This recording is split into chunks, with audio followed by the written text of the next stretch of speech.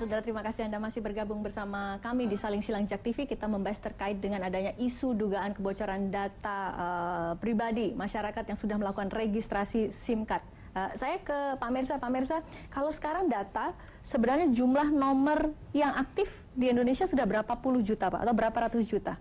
Jadi sebelum registrasi ini kita mencatat ada sekitar 370 juta. 370 juta. Yang kita harapkan kalau memang mereka benar-benar masih aktif, itu akan meregistrasi ulang. Nah, sepanjang 5 bulan dari Oktober sampai dengan Februari berakhirnya masa re-registrasi, kalau yang registrasi baru jalan terus. Yang masalah ini adalah yang 370 yang sudah di perut kita ini harus diregistrasi ulang. Nah, ini yang ketemunya angka 305 lawan 350. 300, oke. Nah, berarti masih ada sekitar 65 jutaan yang masih belum registrasi. Kurang dari itulah, 40 berapa tadi? 45, ya. 40 sekitar. Tadi kan masih 300 juta ya. Saya tambahin nanti kembali ke Pak Mirza. Kemarin sudah lapor, misalnya operator terbesar Telkomsel sudah mematikan sekitar 13 juta, Indosat mematikan 19,6 juta, 11,6 juta, XL Axiata mematikan 9,6 juta. Mematikan tuh karena selama ini sudah tidak register, oke. Jadi kenapa itu terjadi? Memang bisa saja, boleh-boleh saja, karena life cycle daripada prepaid. Life cycle prepaid ini ditentukan oleh berapa. Kalau masa promosinya sudah selesai, tidak sekedar promosi, yaitu isi ulang. Oke. Kalau kita isi ulang Rp50.000 misalkan, itu masa aktifnya sebulan. Kalau kita isi ulang Rp100.000 dikasih masa aktif 2 bulan. Apa yang terjadi selama sebulan atau 2 bulan tadi, kita bisa melakukan panggilan, bisa menerima dan lain-lain. Kalau sampai akhir masa aktif tidak isi ulang lagi, kita blokir one way. Nggak isi ulang lagi, kita blokir two way. Nggak isi ulang lagi, kita matikan nomornya. Itu life cycle-nya.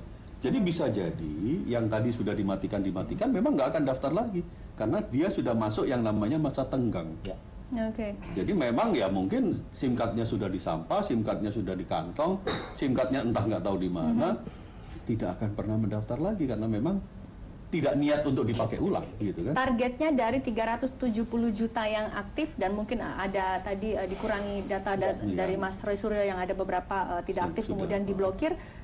Total bisa registrasi semua itu biasa, apakah ada dari aksi menargetkan kapan begitu? Enggak, jadi targetnya sih kalau bisa nambah terus sampai 400. Ya betul, jumlahnya terus ya Pak ya, betul. Bukan kejar tayang. Inilah sistem yang kita sebut sebagai tata niaga seluler untuk prabayar. Ini yang memang kalau mau lebih dimampatkan, disimplifikasi, atau diatur yang lebih standar agar semua operator menggunakan life cycle yang sama. Ini mari kita nanti bicarakan sebagai satu solusi atas perbaikan semua. Sekarang tiap operator lain-lain. Ada satu operator misalkan yang mengatakan setiap yuk aktifkan satu kartu, masa aktifnya 1 tahun. Padahal orang itu mungkin 1 bulan udah nggak pakai lagi, terdaftar di sistem kita 11 bulan lagi masih aktif. Padahal SIM card-nya udah entah di mana. Gitu. Ya. Kadang ada orang yang cuma hanya pernah sebentar. berharap itu orang akan daftar ulang, nggak akan. Ada orang yang memang setuju sama Pak Mirza tadi. Ada orang yang memang pengen setiap kali beli SIM card karena lebih baik daripada dia top up. Mending dia beli karena begitu dia beli kuotanya lebih gede, faktor lebih banyak daripada dia top up dapatnya cuman sekian giga gitu. Tapi kalau dia beli baru dia langsung dapat 2-3 kali. Jadi hal ini yang otomatis nanti juga insya Allah kita tata supaya masyarakat juga diuntungkan dengan adanya registrasi ini. Tapi sekali lagi kalau soal kebocoran yang ada, saya tetap juga harus concern kepada dengan adanya disparitas angka yang cukup besar tadi. Ya memang benar bisa apapun bisa terjadi gitu. Jadi kita nggak boleh mendinaikan nggak ada kebocoran, enggak. Ada angka segitu tuh berbahaya. Harus apalagi dengan sistem yang masih sangat sederhana yang dilakukan oleh Dukcapil dengan hanya sekedar mencatat, mengcross-check, oke, masuk. Catat, mengcross-check, benar, masuk. Tapi ternyata kan perbedaannya juga cukup besar. Jadi ini ada rawan untuk kemudian dilakukan sesuatu. Jadi Mas, ini kalau terkait dengan lakukan rekonsiliasi, kita setuju semua bahwa agar tidak ada lagi perbedaan cara ngitung. Yang satu ngitung hit, yang satu ngitung pelanggan beneran. Nah ini coba dicari titik temunya di mana. Bisa jadi yang ngehit pada saat Oktober sekarang sudah bukan pelanggan lagi. Karena udah urgent tadi, udah masuk masa tenggang, nggak isi ulang, hilang dia. Di sini nggak tercatat, di sini masih tercatat. Karena Dukcapil nggak pernah ngurusin isi ulang. Betul. Nah, Mas Roy, kalau Anda sendiri sudah mewaspadai atau sudah mengantisipasi atau mungkin sekarang sudah jaga-jaga, ini kelihatannya ada potensi kebocoran data. Kalau data bocor, yang mungkin bocor ini kan berarti NIM, NIK ya, NIK, kemudian KK.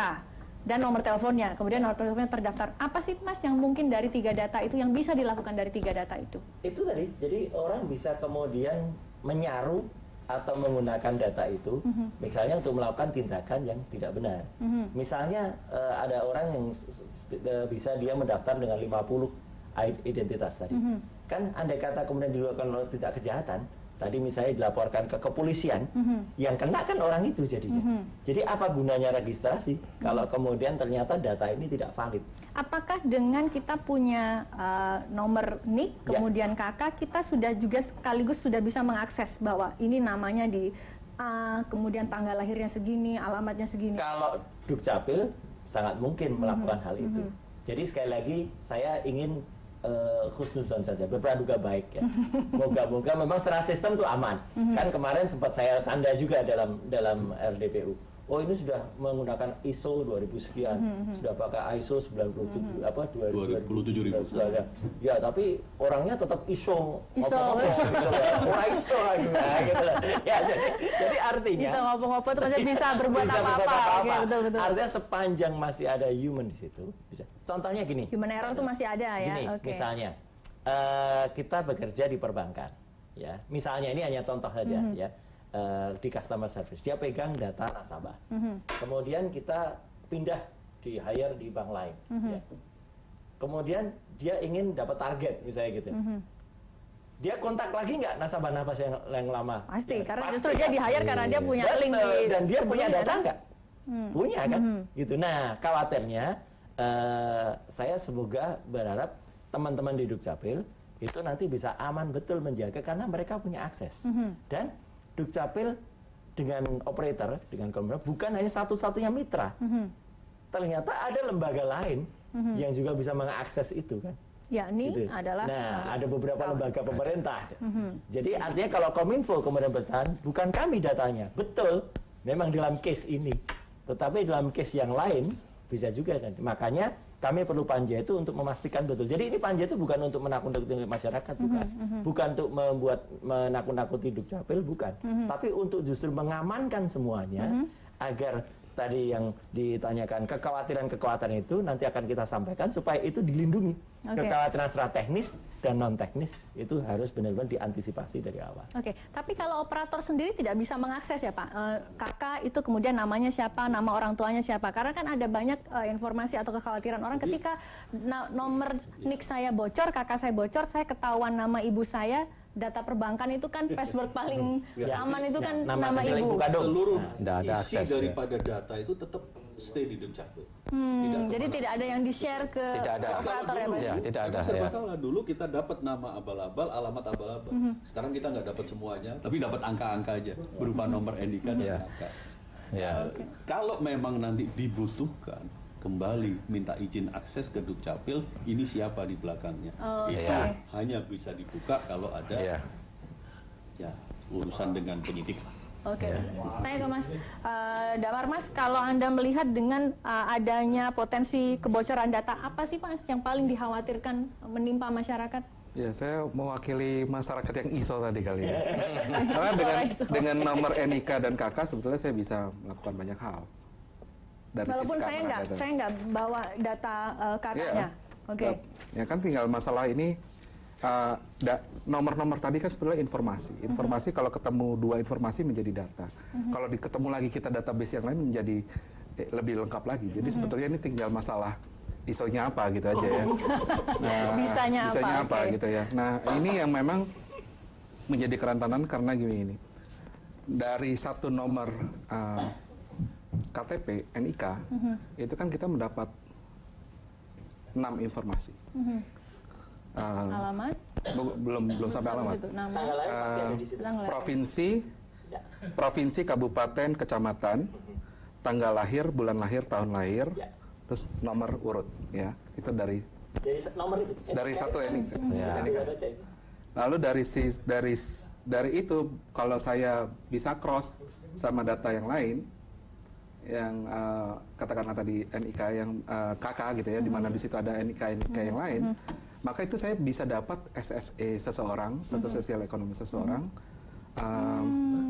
dia menikah atau tidak, lalu dapat yang lain gitu ya. Jadi sebetulnya tidak sekedar angka sebetulnya. Ini kan untuk yang paham kodenya bisa sampai ya ini kan algoritma yang sebetulnya bisa diurai.